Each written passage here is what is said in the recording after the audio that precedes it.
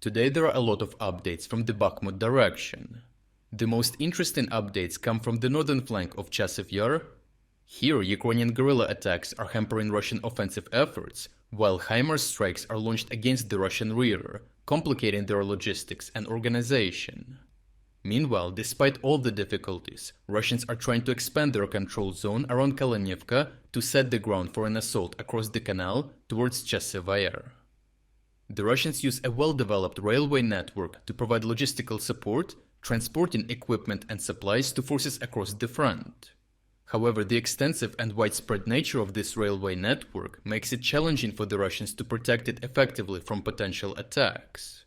For this reason, Ukrainian guerrillas from the underground groups operating in Russian-controlled Donbass since 2014 are working towards disrupting such important logistical routes in cooperation with Ukrainian military intelligence.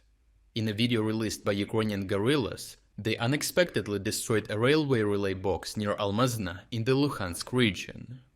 This act of sabotage disrupted train traffic, significantly slowing down and delaying Russian logistics. The resulting chaos led to severe shortages of ammunition. The original uncensored combat footage of all operations can be found on our Telegram channel through the link in the description. This incident occurred on the crucial Debaltsevo-Kadiyivka route, which holds significant strategic importance for the Russians.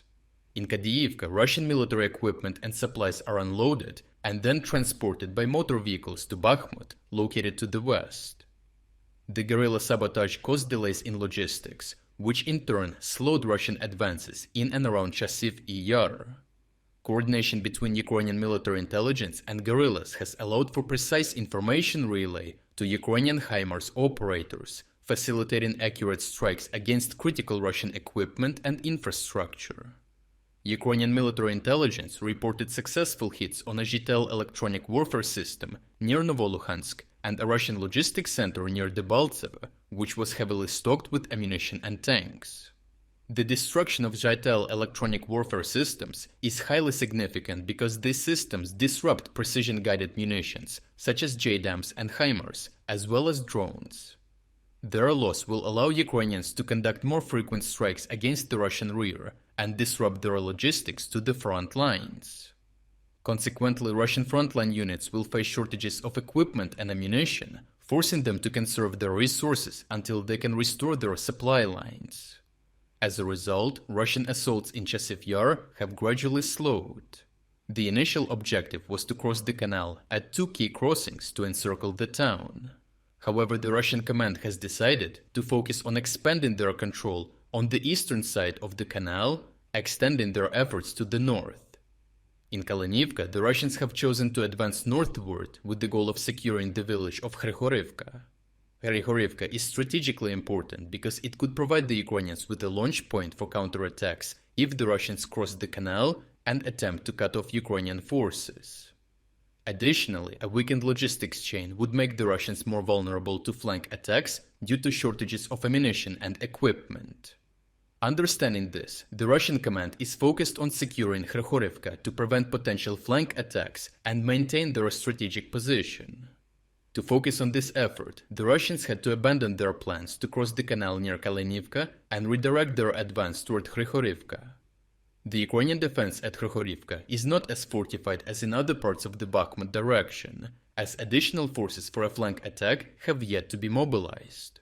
Nevertheless, the Russian command prefers to avoid any risk.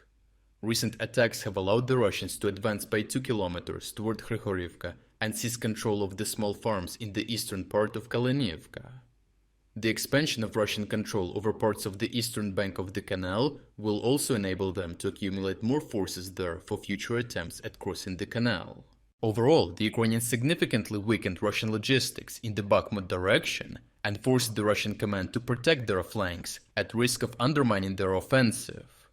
Further Ukrainian strikes against Russian logistics could create significant long-term issues for the Russian troops, potentially halting their attacks on Chasiv Yar.